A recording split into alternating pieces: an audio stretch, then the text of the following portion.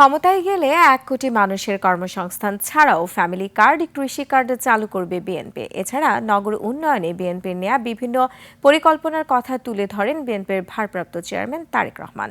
Sohel Samir report. Niacinamide ও salicylic সমৃদ্ধ Lily face wash যা ফেসের ডেড স্কিন সেল দূর করে দেয় দ্বিগুণ ফাস্টার ব্রাইটেনিং।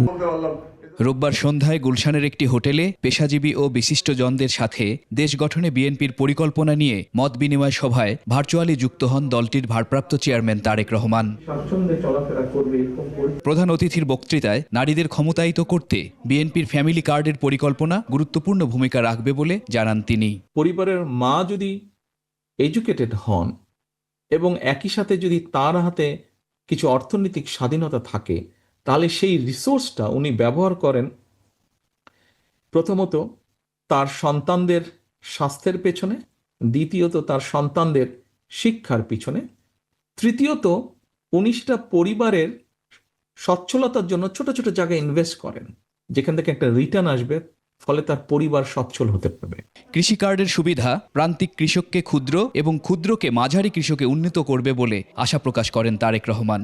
যেই কৃষক একটি ফসল দুটি ফসল করেন, তাকে আমরা চেষ্টা করব একটি ফসলের সম্পূর্ণ সুবিধা দেওয়ার জন্য, সেটি সার, বীজ, কীটনাশক সম্পূর্ণ।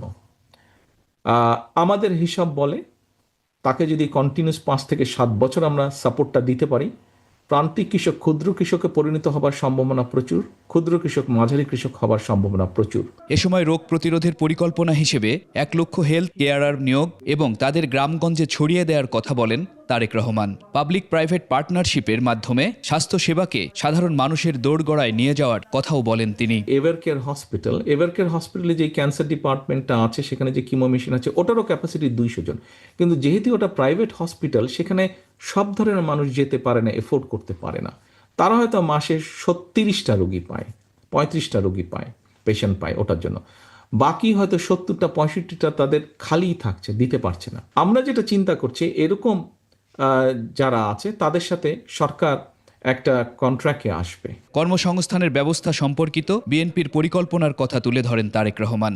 যে মানুষগুলো যায় তাদেরকে যদি আমরা কিছু ট্রেনিং দিতে পারি, একই সাথে যদি ভাষা শিক্ষা দিতে পারি, আমরা তাদের জবগুলোর একটু বেটার স্কিলের জব তারা পাবে।